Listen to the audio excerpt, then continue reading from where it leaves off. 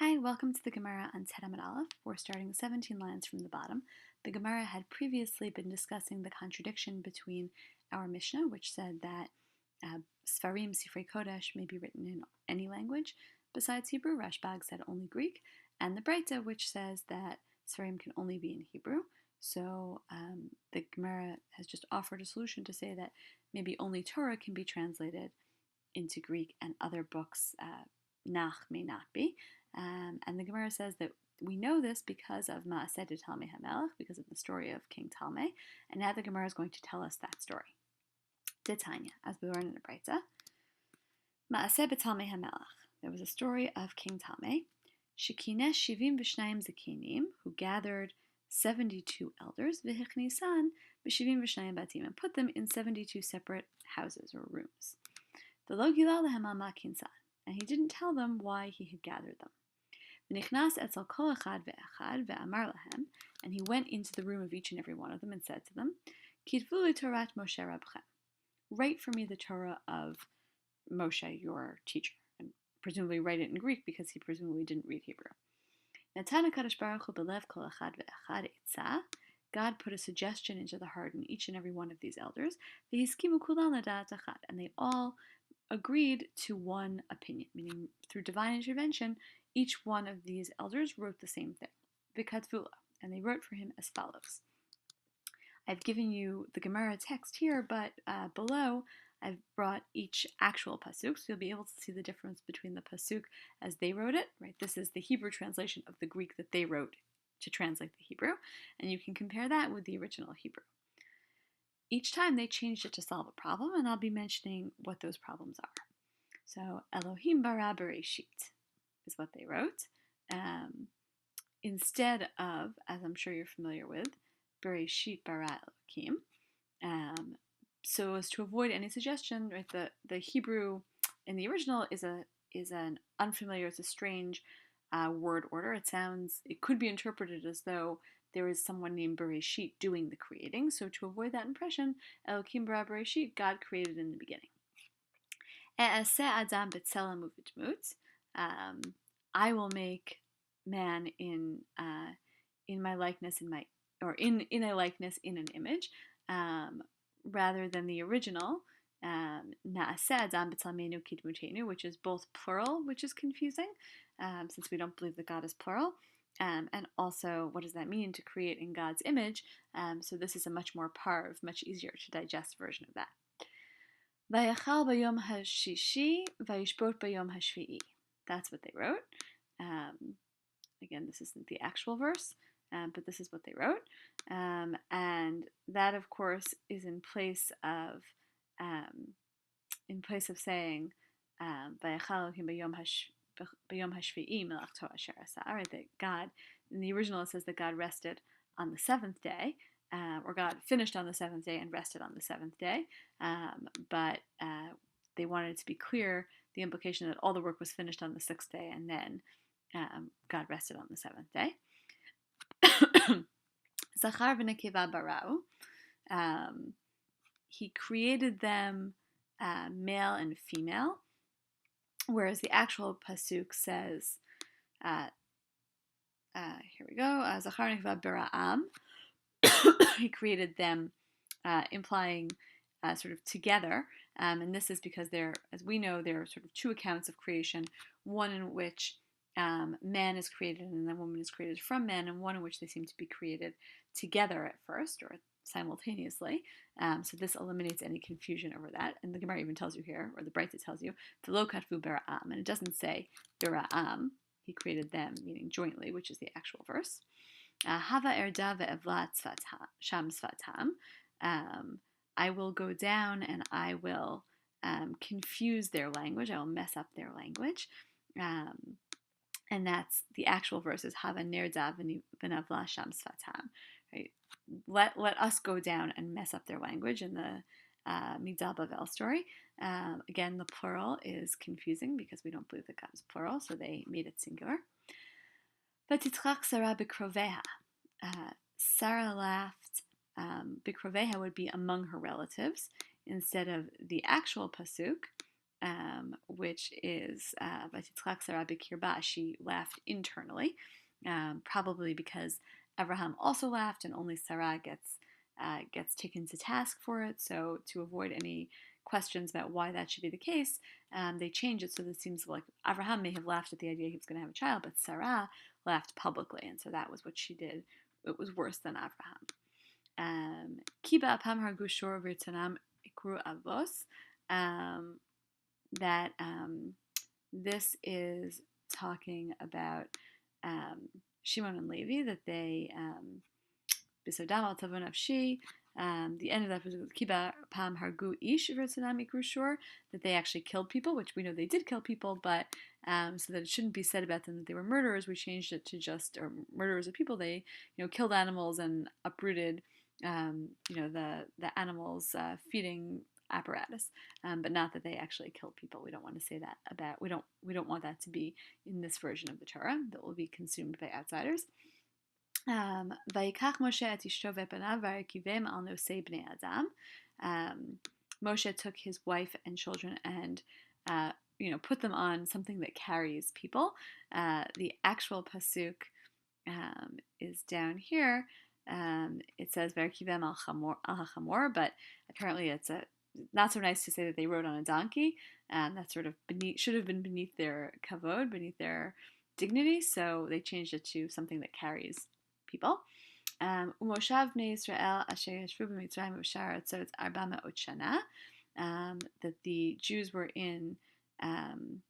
This says the Jews were in Egypt and other lands 400 years, and that's because the counting in the actual pasuk is a little fuzzy. The commentaries go a little crazy about how to count it so that you actually get to the right number of years.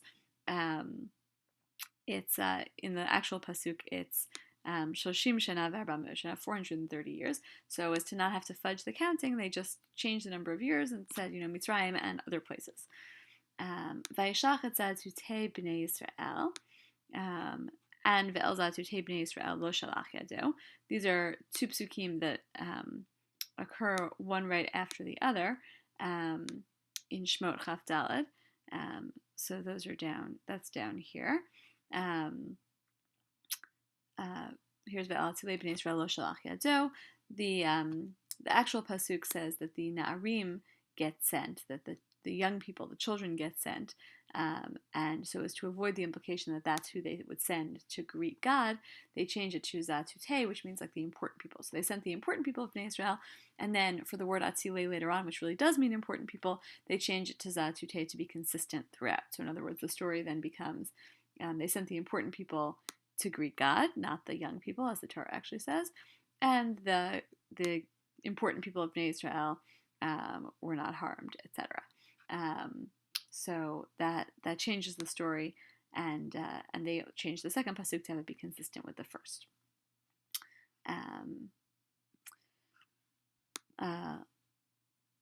Lo chamar achad mehem nasati. That I didn't take anything from them. This is in the actual pasuk down here. Moshe says, Lo chamor echad mehem nasati. I didn't take a single donkey from them, and the implication is, okay, I didn't take a donkey, but maybe, meaning you could read it this way, I didn't take a donkey, but maybe I took something else. So they change it to didn't take anything from them. So there can be no doubt that Moshe is actually saying that he didn't take anything from the people. So he changes it to lo chemed, not a single worthwhile thing did I take from them. Asher chalak Hashem Elokecha otam laha'ir l'chol ha'amim. Another paraphrase of a pasuk. This one is from Tzvarim Yud Zayin. That they, Tzvarim Daled Yud Het. This one, that you might come to worship the stars and the moon and all the things in the sky, which would be bad, right? And you might serve those things that God put there for all the nations under the heavens. So they change it to laha'ir l'chol ha'amim, right? That God put those things for everyone to illumine the sky for everyone, but not not the implication that God put it there for everybody else to worship, which is what you might have read in the pasuk. Vayelach ve'avod Elohim achirim asher lo tziviti la'ovdam. That's the next rewritten verse.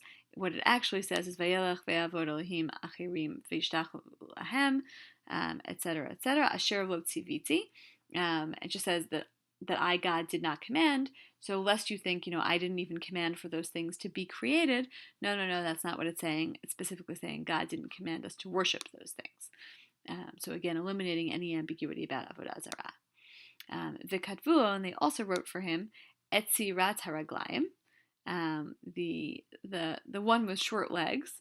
V'lo katvulo, and they didn't write Etar nevet. They didn't write the hare, the rabbit, which is what the pasuk actually says. Betar nevet, right? This is listing the animals that are not kosher. Because Talmai's wife's name was Arnevet. Shlo yamar, lest he say, Sachakubi haYehudim v'hitilu shem ishti b'Torah. The Jews are mocking me, and they have thrown my wife's name into the Torah. So these are all the changes that were made, according to this version of the story, according to the Braita. These are all the changes that were made to make the Torah, put the Torah in Greek in a way that would be okay for outsiders to read. So your first question is pick two of these psukim and explain what the changes are that they made. Pick the two that you think are actually the most theologically problematic or most difficult to explain to outsiders, right? It doesn't have to be something that you find confusing, but something that you think you would have trouble explaining to outsiders if you were in fact translating the Torah. Again, pick two of these examples of things that they changed, the two that you would be most likely to change, and explain why they changed them and why you would think that those things really should be changed for outsiders. The Gemara continues, Rashbag Omer, Af b'sfarim lo hatir shichtavu el yavanit. This is a quote from the Mishnah, going back this time to the last part of the Mishnah, that Rabbi Shimon ben Gamliel said that books can only be translated, holy books can only be translated into Greek, not into other languages.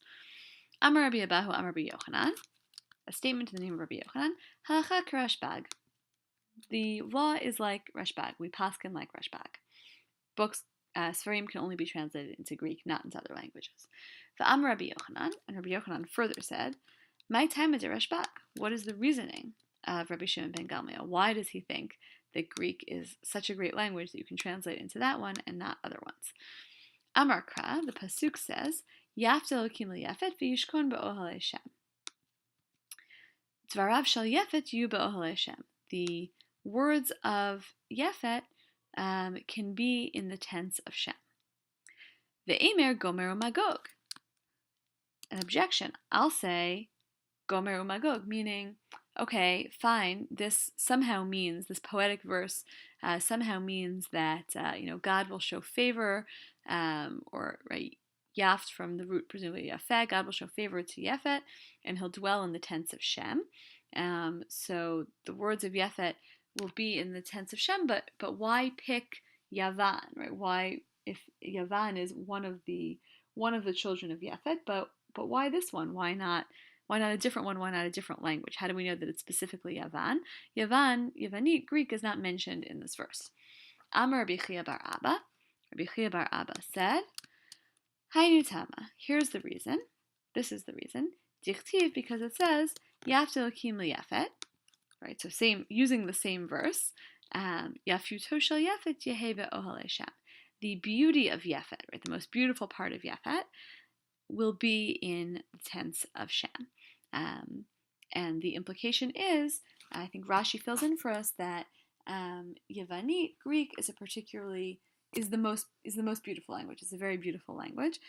So when it talks about Yafta Elokim liyafet, that's Yafuto shel Yefet, it must be speaking about specifically the most beautiful of the languages of the nations to descend from Yefet, specifically Greek. And so that is the one that's appropriate for the descendants of Shem, for the Jewish people, his descendants. So there's a natural affinity built in from the time of the sons of Noach, according to this reading, there's a natural affinity between the Jews and Greek, and that's why they match. Okay, we'll stop here. You have just the one question, which will be on the sheet, and we'll stop here.